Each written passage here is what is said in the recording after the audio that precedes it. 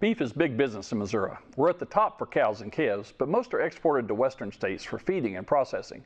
But a new initiative sponsored by the governor, the Missouri Department of Agriculture, and several industry groups are setting out to change that. Next on Show Me Ag.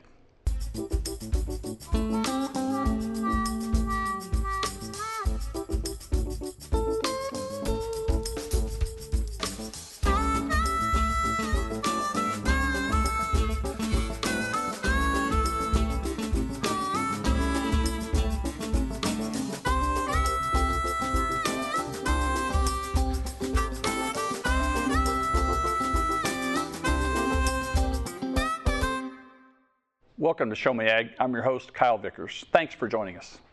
Missouri has long ranked in the top 2 or 3 states for cows. Plentiful pasture and good climate make the state a great place for cattle. But most of the calves raised by those cows go west to plain states to be fed or finished, and that's where most are processed as well. There's a new effort ahead to change that, underway with state government and private industry working to bring more feeding back to Missouri. We have Darryl Chatman, the Deputy Director of the Missouri Department of Agriculture, to talk with us about these efforts. Darryl, thanks for coming, first of all. I know this is something that was talked about last spring, and now you're evolving into some plans. Yes, we had our first ever beef summit January 5th of this year, and the governor introduced our first ever beef initiative, so we're really excited to get that going. And so what are some of the plans that you have for this? Well, initially we put together a panelist which included university professors, industry producers, cattlemen, and we sat down and got a game plan on how we would add more value to cattle here in Missouri. We got survey data also from that meeting, went and put together a steering committee, got recommendations from the steering committee specifically with specific ideas and a specific agenda on how to move the industry forward.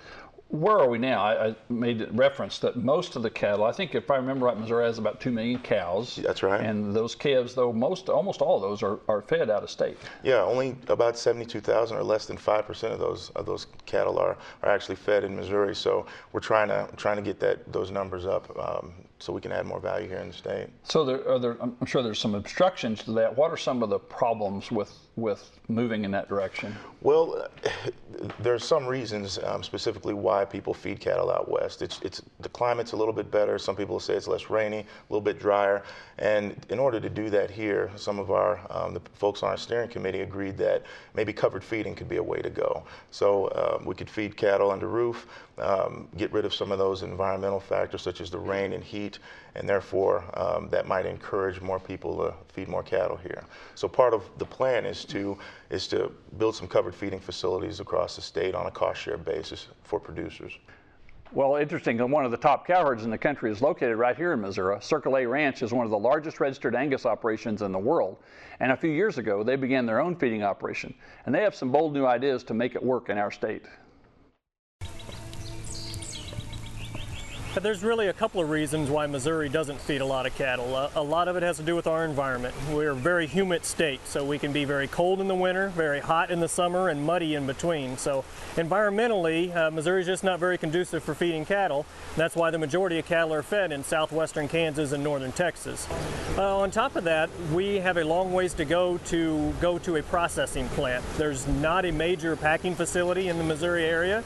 And for us personally, we ship almost all of our cattle to National Beef in Dodge City and Liberal, Kansas. So it's over 550 miles for us to ship heavy cattle, which you can only put about 36 head on a truck. So we have significant cost in terms of our shipping when we're sending out our finished cattle. So those are the 2 reasons why traditionally Missouri doesn't feed a lot of cattle. We started out many years ago retaining ownership on our cattle and sending them out to Kansas and Nebraska and feeding them out on a custom feeding basis in other people's feedlots. That's gone well for us, but we really wanted to try to capture more of that added value back for ourselves. So we selected really hard for genetics that will do more on less feed. We've measured and selected for individual feed intake for a long time, and we've also selected for improved carcass quality. So we wanted to capture some of that value back, not only for ourselves, but for our customers. And we decided to do that, we were going to have to feed the cattle out ourselves. Well, because of the challenges I spoke of earlier about feeding cattle in Missouri, we decided if we were going to feed cattle in Missouri, we needed to put them under roof. So we built the feeding facility that I'm currently standing in, which is 2,800 feet long by 120 feet wide. It's approximately 7.5 acres of roof under which we feed 5,000 head of cattle. And the cattle are all bedded on sawdust, which has concrete underneath. So that sawdust really helps us absorb any odors and runoff that we may have from the cattle. We then compost that sawdust underneath a set of compost buildings, and then we spread that compost out on our grass and corn fields in order to add more nutrients back to our soil. So it's really been a very animal-friendly, environmentally friendly, and neighbor-friendly way to feed cattle. You can stand in the middle of our feedlot, and most of the time there's very little smell at all. So the odor doesn't affect our neighbors, and we absorb all those nutrients back and reapply it to our soil, creating a really symbiotic relationship with our grass and our corn management as well. Really, our vision has always been to feed only Circle A genetics. So we run about 7,000 cows of our own. So when we try to produce bulls and we try to produce a number of bred heifers, we feed about 4,000 or 5,000 of our own calves every year. On top of that, we sell about 400 bulls annually, and we buy calves back from our bull customers to feed in our feedlot. So every animal in our feedlot is out of Circle A genetics, whether they be our own or out of our bulls that our customers have purchased. So we really wanted to create a system where we could add value for our customers. We were producing a very good quality genetic product, and we wanted our customers to be able to reap the rewards of that. So if they were selling at their traditional auction market, not always did those buyers know that those cattle are going to feed more efficiently. They're going to hang a high quality carcass, so they weren't always getting rewarded for their value-added genetics. So we devised this system to where we can pay our customers a premium for their calves right up front, and they can get rewarded for those high quality genetics that they put into those cattle without taking on all the risk that they would have to of retaining ownership themselves. So for calves to be involved in our program, they have to have some management requirements as well as genetic requirements. They have to be weaned for 45 days. They have to weigh at least 600 pounds. They have to have 2 rounds of vaccinations before we receive them. The best steers for us, because we do know so much about the genetics of all the cattle we buy, I know they're going to gain efficiently, and I know they're going to hang a high quality carcass. The largest variable for us is just health. We want those calves to remain healthy once we buy them. So we require 2 rounds of vaccinations before we receive them, and then we'll give them a 3rd round at our first initial processing.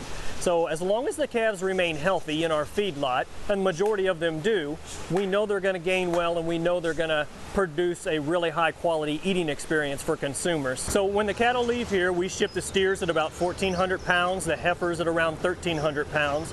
They get on a truck and they head to national packing plants, and they're killed on the U.S. premium beef grid in Dodge City and Liberal, Kansas.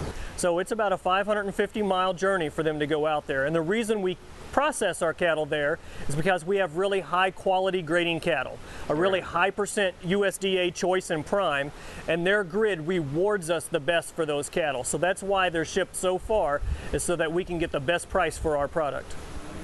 That was Nick Hammett with Circle A Ranch, and that's near Moberly, Missouri. He outlined a lot of the reasons that they're doing it in particular, but at the same time, there's a whole set of questions about cattle feeding. It's not a simple thing. Let's try to kind of talk about those. This evolved over, gosh, a lot of the cattle were fed in the Midwest, and it moved to the high plains.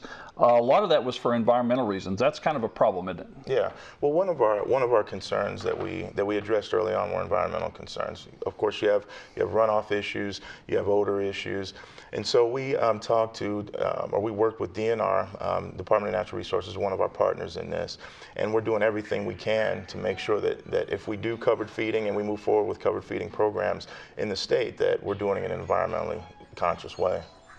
So part of it is environment for the cattle. We have a lot of humidity in Missouri. That's right. We have rainfall, so mud can be a problem.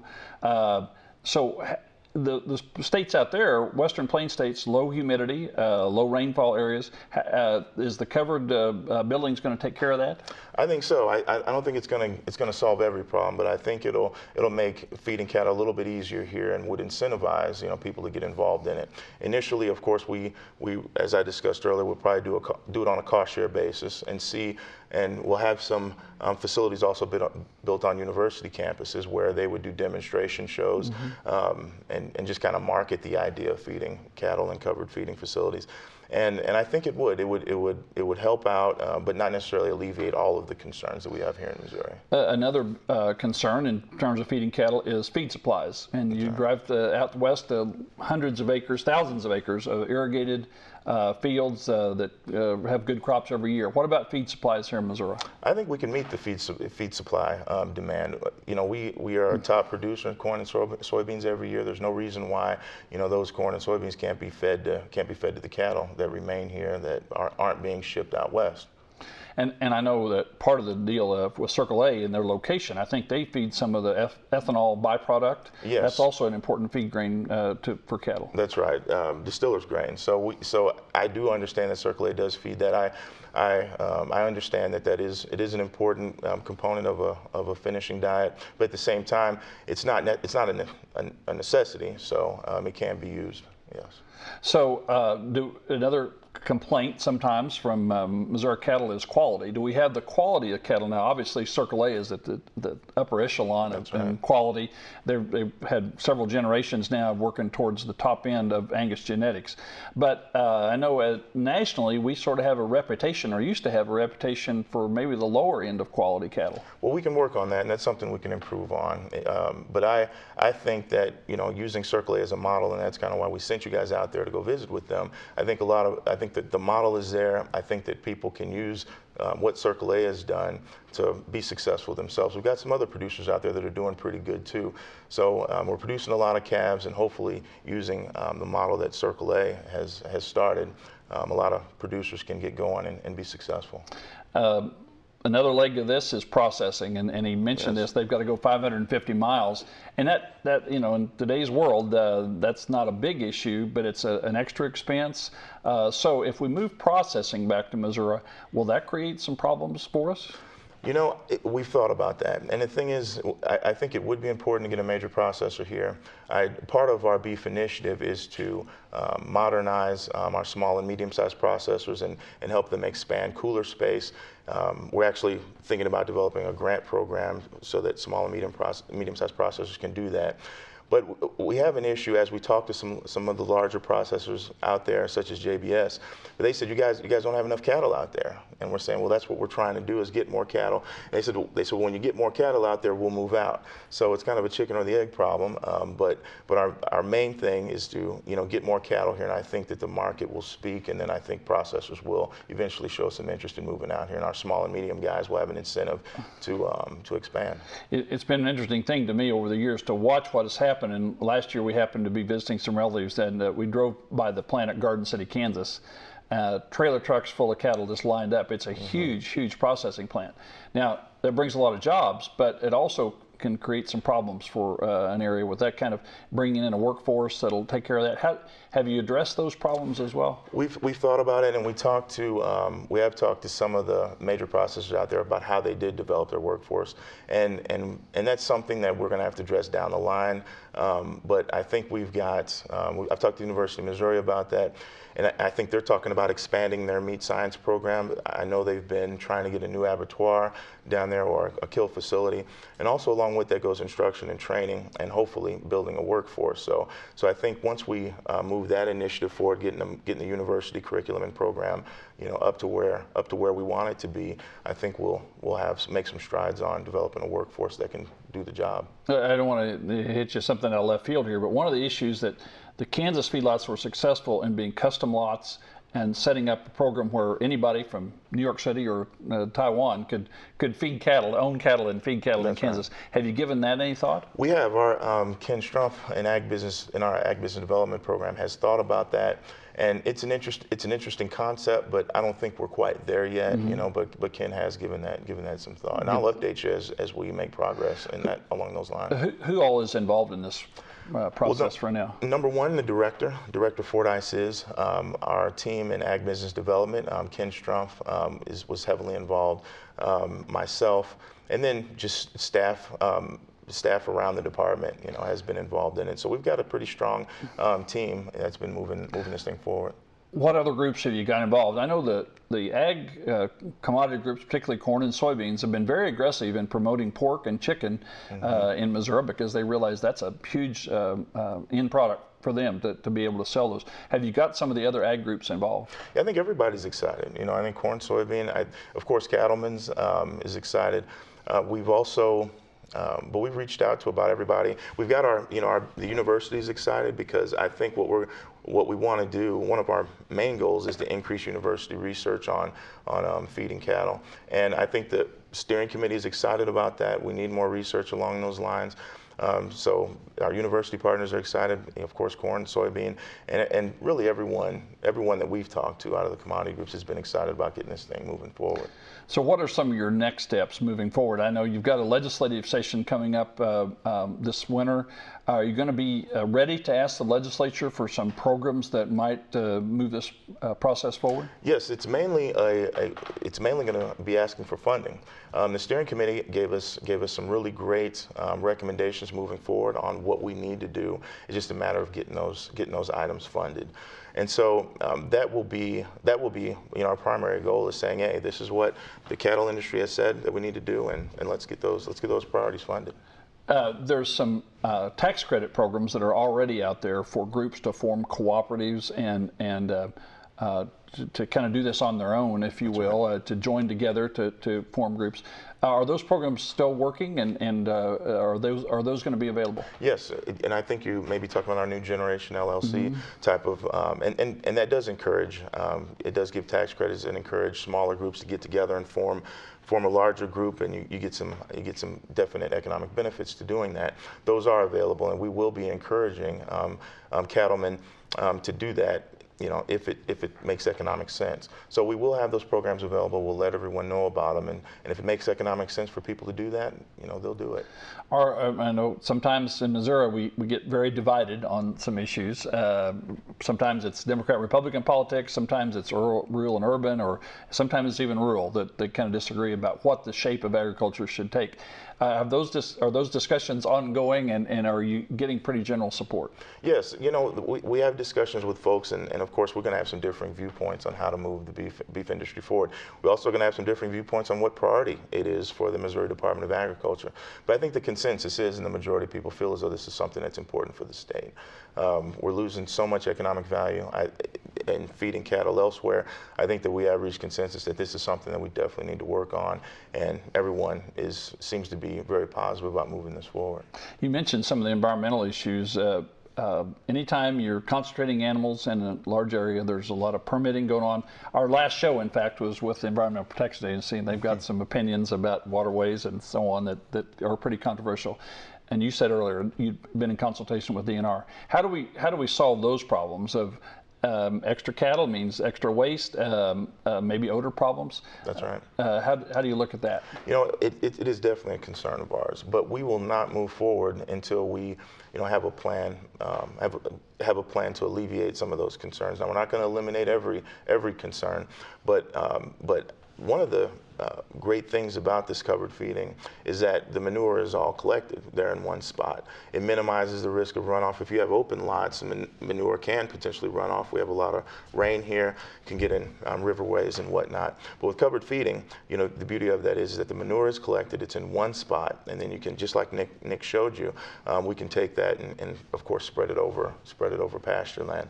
So I think that once people really dig in and understand what covered feeding is from a beef cattle perspective, I think they'll understand that it is environmentally sound, and that we are doing everything that we can to prevent any type of environmental problems. One of the things I've noticed in the film from Circle A is no lagoons because it's collected, it stays dry, and then it's composted, so it's returned back to fields as fertilizer. Seems like a pretty good system. It does. I think Circle A's got a great system there, and some of the other people that are feeding cattle under roof here in the state we visited, and they're doing the exact same thing. And it does minimize the environmental impact. And I'll tell you, you walk into some of these barns and you can't really smell anything. The odor reduction is fantastic. And so we're hoping that, you know, when we get this moving, that the environmental concerns will be minimized. And like I said, DNR and the Soil and Water Commission, those guys are all going to be partners with us on this as we move forward. If people are interested in this, is there some places for information? I know Circle A's got a great website if people want to visit that, and I think there's even some videos on that. Are you folks going to come up with some information that can be accessed? Yes, you know, and we're early on in this process. We did get some initial funding a few weeks ago that we're in the process of divvying that out. But at the same time, our website is in development, so we hope to have a beef initiative website up so we can keep producers up to date on what's going on, what our priorities are, and just, you know, keep everyone informed of what's happening. Well, I think it is a tremendous opportunity because beef, I think, is still the #1 product on Missouri farms. It is. If we've got a chance to extend that, take that steer on up, and maybe provide some jobs along the way, I think it makes a lot of sense. It makes perfect sense. Bringing jobs back to Missouri that are lost elsewhere is always a good thing, and hopefully we'll bring a lot of jobs back and hopefully feed some of our commodities, our corn and soybeans, right here in the state instead of shipping them out elsewhere. We've talked a little bit about quality. We have a few minutes left. I want to talk a little bit about something that's coming up next month, the Missouri State Fair. Yes. You can go and see some of the very best cattle in the world at the Missouri State Fair, and that's been a 100-year history or 100-year plus history of great livestock exhibits at the Missouri State Fair, but there's a lot more to the fair than that. Can you tell us a little bit about the fair coming up and what's going to be exciting there? Yes, the fair this year, and we're very excited about it. It starts August 13th. It'll go through the 23rd. The theme is show-offs welcome. Show-offs are welcome. So it kind of plays on of course, being the Show Me State, and also it plays on the idea that people come to the State Fair to kind of show off what they've been doing during the year. So we're really excited about it. We've got a few new events coming up. One of them called the Let's Talk Livestock, where youth are able to showcase their high-quality livestock and learn about that. We're going to do an Ag Mentor recognition program. We're going to honor those involved in shaping Missouri youth in agriculture. We're going to have a family farm exhibit where we're going to honor families with a permanent tribute this year at the State Fair, along with concerts, all kinds of other great activities. It's going to be an exciting event, so we're looking forward to having a huge turnout. Have they announced the big name entertainment yet? Yes, that attracts a lot of people. That's right. Now I could go through them all here, but let's go through a couple of them here. So, people get excited when they have these people we saw on TV that can come out to Sedalia. That's right. So on Thursday, August 13th, we're going to have it's going to be a Happy Together tour. Friday, the 14th, Def Leppard with Styx and Tesla will be there. On August 15th, Justin Moore and Easton Corbin. Tuesday, August 18th, John Michael Montgomery and the Bells and Whistles. And we go on and on, but I'll tell you, it's all on the Missouri State Fair website, mostatefair.com. I just think Def Leppard just doesn't seem like to match up with the State Fair, but that'll be an interesting concert, won't it? That's right. It's all about having a good time and having some fun. So there'll be all kinds of different bands there, all different kinds of music, and we encourage everyone to come out and experience it. You know, we kind of have a family tradition of going to the State Fair at least for a little while. Some years we're pretty busy and just get there for part of a day, but boy, there's a lot of exciting, fun things to do, and the fairgrounds has seen so much improvement over the last few years. They have, and Mark Wolf, our director, our State Fair director, has done an excellent job prioritizing getting the state fairgrounds ready.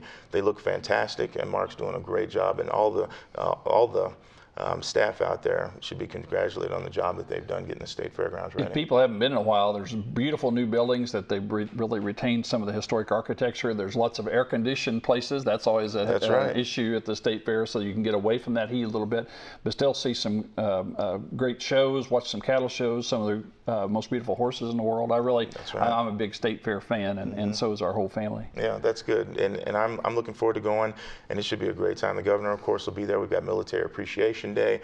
All these are great events that people really look forward to.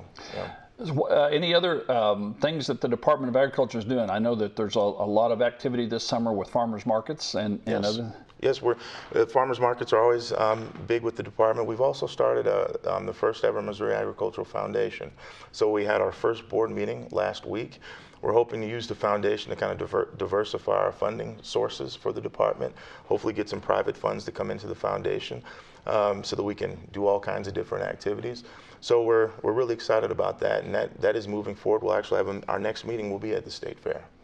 I know that having been with the Department of Agriculture for a while, there's a wide variety of activities that people don't necessarily associate with the Department of Agriculture, the gas pumps and so on. Can you tell us just a little bit about that? Yeah, that's right. And that was one of the big things I discovered when I first started working there. Yeah, our weights and measures division, for instance, as you mentioned, if you look on every state pump, there's going to be a Missouri Department of Agriculture sticker.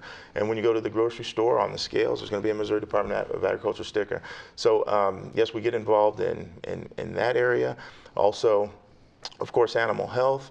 We've got our grain division. We've got our ag business development division, and we do a lot of great things that people don't really recognize that we do. I have a friend that is last week had some visitors from Singapore coming back looking at his cattle, and it was a connection through the Department of Agriculture. So your international marketing division is active as well. Yeah, they're very active, and they're very good at what they do. They go, we have people travel overseas, try to get our producers hooked up with folks overseas, try to create an international market for some of our commodities. They work really hard at that, and they've been very successful in getting that kind of economic activity going. I think it's good for people to realize that although there's a lot of industry in the state, a lot of it is focused on agriculture. Even St. Louis and Kansas City are really dependent on farm products for some of their success and their jobs and so on that they create in those urban areas. That's right. I'm glad you mentioned that, because I'm from St. Louis, and ag is near and dear to my heart. And St. Louis is full of agriculture, from Monsanto to the Danforth Plant Sciences Center to Nestle Purina to Anheuser-Busch to Deerbergs and Schnucks. I mean, my life was always surrounded by agriculture in St. Louis. And it's great that some people are starting to recognize that, and we just want to spread the word and make sure that everybody knows the importance of agriculture in their lives. Well, I appreciate that, and certainly we all like to eat, so we right. want to keep it involved. I really appreciate you coming today and visiting with us. I'm afraid that's all the time we have for tonight, but I'd like to say thanks again to Darryl Chatman with Missouri Department of Agriculture, and to Nick Hammett and the Circle A Ranch for taking time to visit with us. And again, there's some websites available that we've posted. I hope you'll go visit those.